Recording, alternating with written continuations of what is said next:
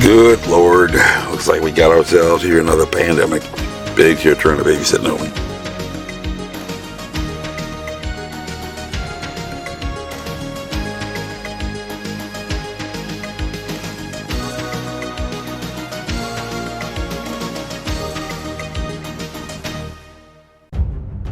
How you doing? Who's in charge here? Excuse me, Dr. Fauci. Major Mike Webb, U.S. Army Reserve, retired.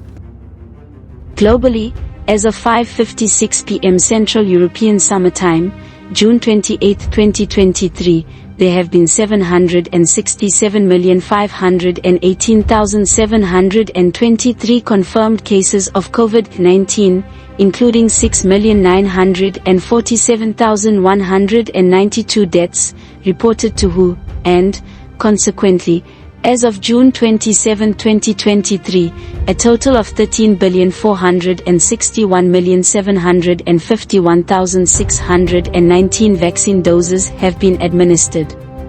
And, as reported by Alexander Tin, at CBS News, nearly 1 in 4 U.S. adults and older teens had still not caught COVID-19 by the end of last year, according to new estimates from the Centers for Disease Control and Prevention, while 77.5% had antibodies from at least one prior infection. To reiterate, over 3/4 of American adults, according to the CDC, have suffered at least one infection from the novel coronavirus, SARS-CoV-2. With all due respect, Doctor, may I suggest examination trace contact looking for a secondary attack rate? We've been doing this in science since 1870 on the coast is possible. It's the old how many licks does it take to get the center Tootsie-Roll Pop test. You look like an intelligent person, so don't tell me the world will never know. That's unacceptable. Have a highly contagious disease, that number needs to be up at about 60 or above, and I'm looking here at only less than 5 at most on your chances of getting accepted into Harvard if you apply. And I don't see anyone volunteering to be vaccinated to prevent themselves from getting into Ivy League. Do you? That's 12 times too low an assessment, from 19 times more cases in China than had yet been reported in the entire U.S. of A. by mid-March 2020. And we need at least that to set off a super spreader event.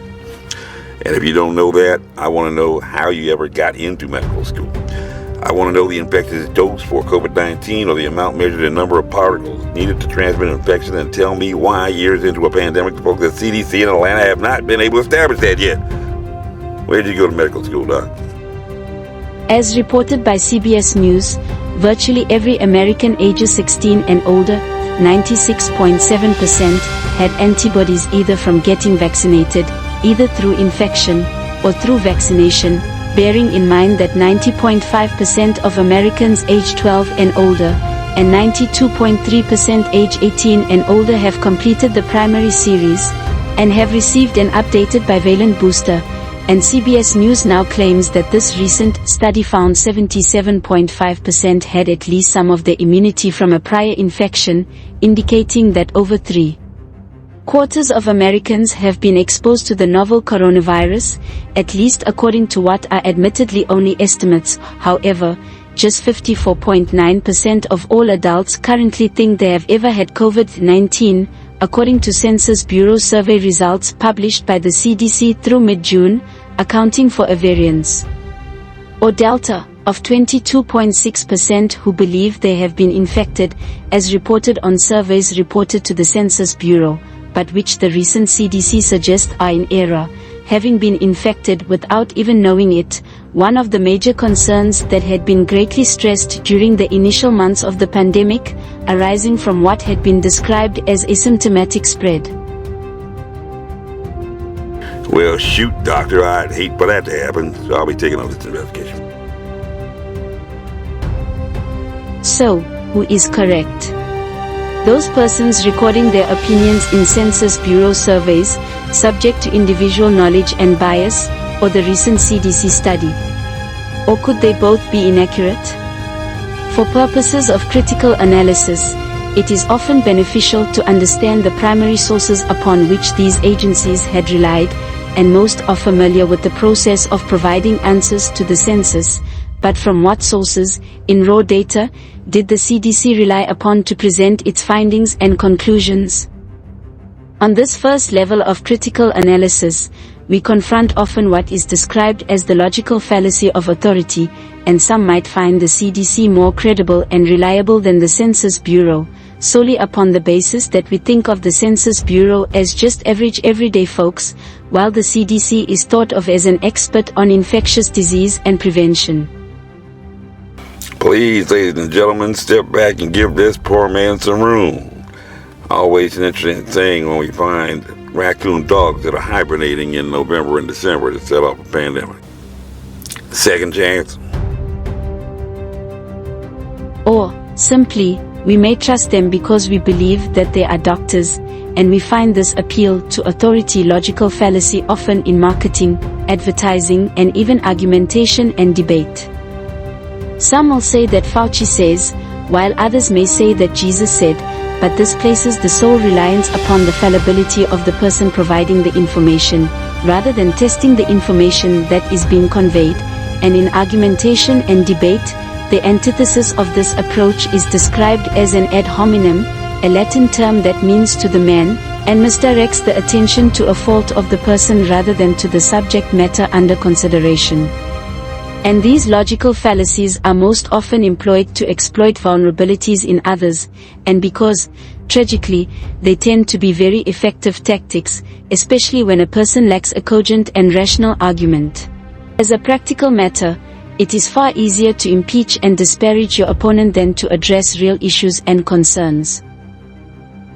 Authority of the government of the people, by the people, and for the people. It shall not perish on the earth in the Constitution of the United States. Thus, simply relying upon who had conveyed information may not be the most prudent course, and should rather only be the first level of analysis when assessing what was said. And at least according to CBS News, this recent CDC study had suggested, again, only based upon estimates, that virtually every American ages 16 and older, 96.7%, had antibodies either from getting vaccinated or through infection, bearing in mind that 90.5% of Americans age 12 and older, and 92.3% age 18 and older have completed the primary series. And this would suggest that since CDC study had found a higher level of antibodies, or seroprevalence amongst persons within the 16 and older age group, then the vaccine status records confirm, a differential of about 4.4 to 6.2%, a small percentage of the seroprevalence would have to have been acquired not through vaccination, but rather from exposure to the virus, which obviously would not promote or encourage demand for the vaccine products, and it is of note that this point was not addressed by CBS News, which, again, in critical analysis, should help the reader or hearer to make an informed judgment on reliability and credibility, assisting in becoming more discerning. Renfro, take this pandemic apart. I want an accurate body count. Pool, setups, operations right here. Excuse me, ladies and gentlemen. Our fugitive has been on the run for 3 years. What CBS News does report, however, is that the federal figures on seroprevalence, meaning test results showing evidence of antibodies in the blood, had helped reveal how much the virus has spread undetected or underreported. And, as the Data Institute at the University of San Francisco had advised early in the global public health crisis, pandemics are times historically associated with fear, confusion and despair, making person motivated by emotions and not reason, and, hence, more vulnerable to manipulation, and the fear of the unknown, coupled with the fear that instances of infections that had gone unreported, would tend to increase emotional responses, but with no rational or empirical evidence upon which to rely to make an informed judgment. I want a hard target search of any residence, gas station, farmhouse, hen-house, doghouse, outhouse in the area. Checkpoints go up at 15 miles. You got that? Good now. Turn those damn things off and get out of my way.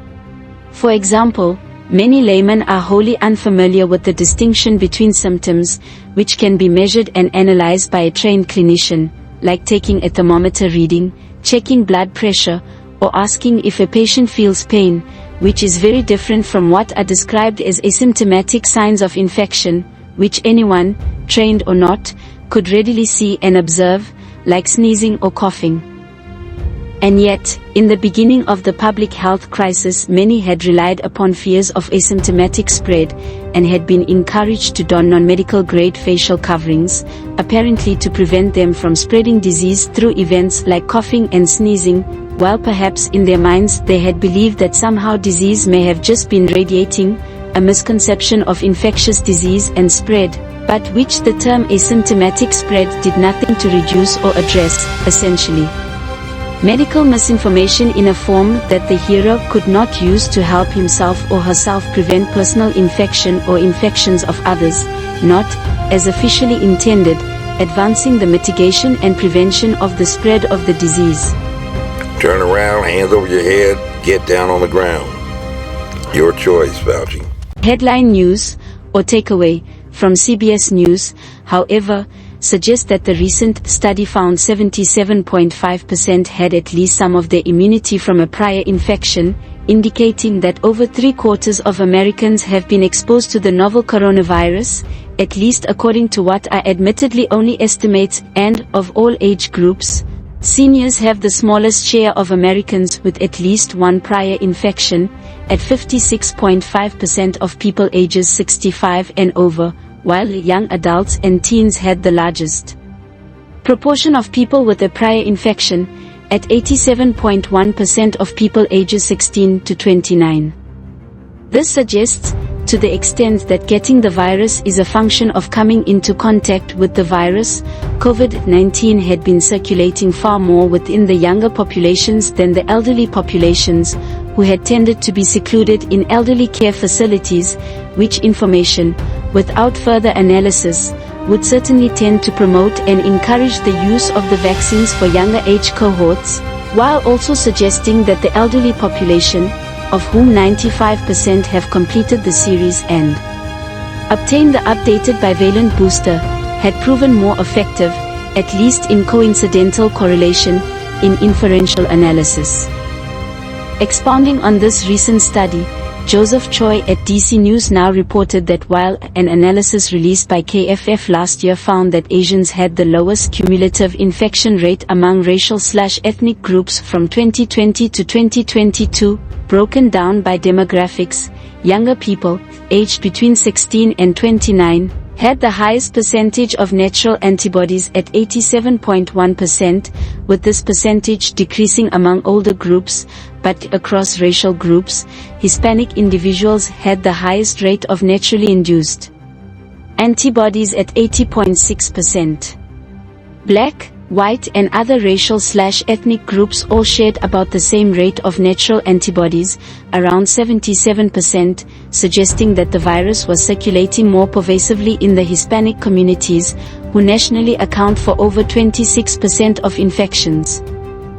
This, however, raises serious questions from a deeper clinical perspective, considering that the validated secondary attack rate for the earliest version of COVID-19 had been less than 5%, or about your chances of winning at American roulette on a two-number combination, which are not high odds for success of an emerging virus, through a natural spillover from a zoonotic source, or an escape from a medical or defense research laboratory to escalate to the level of a pandemic.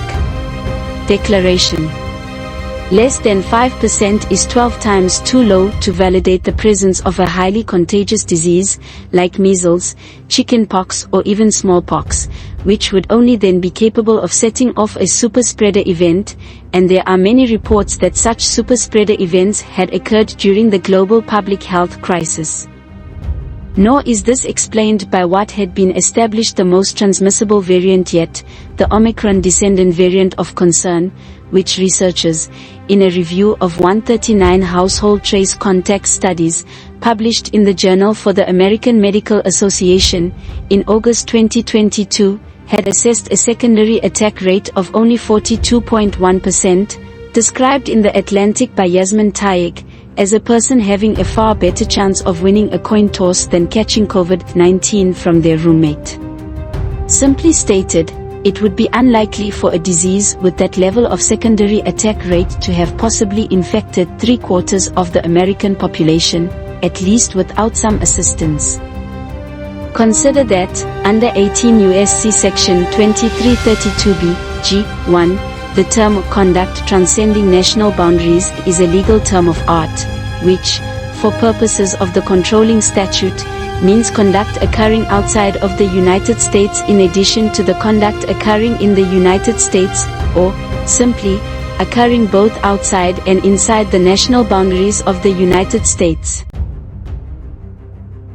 Further, whoever, involving conduct transcending national boundaries, kills, maims, commits an assault resulting in serious bodily injury, or assaults with a dangerous weapon any person within the United States in violation of the laws of any state, or the United States, shall be punished for a killing, or if death results to any person from any other conduct prohibited by this section, by death, or by imprisonment for any term of years or for life, for maiming, by imprisonment for not more than 35 years, for assault with a dangerous weapon or assault resulting in serious bodily injury, by imprisonment for not more than 30 years, for attempting or conspiring to commit an offense, for any term of years up to the maximum punishment that would have applied had the offense been completed, and, for threatening to commit an offense under this section, by imprisonment for not more than 10 years. And under the term federal crime of terrorism means an offense that is calculated to influence or affect the conduct of government by intimidation or coercion, or to retaliate against government conduct, and is a violation of Section 175 or 175b relating to biological weapons. As of March 7, 2022, in the matter Webb v. Fauci, record number 21 to 6868 at the U.S. Supreme Court, the government can neither confirm nor deny whether the secondary attack rate and/or the infectious dose for COVID-19 is classified information, and under Executive Order 12958, this information could only be classified if the government owned and/or controlled the causative biological agent for the disease COVID-19, which then could only have been the product of a laboratory, a fact that the CDC and even Dr. Fauci have adamantly and consistently denied.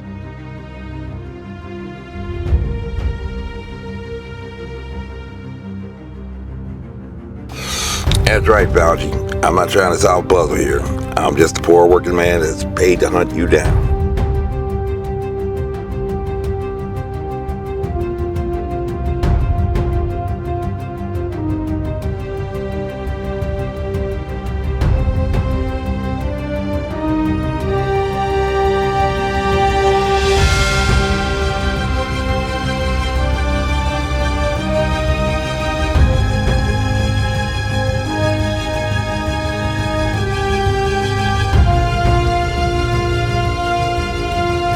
This message was approved by Major Mike Webb. Honest.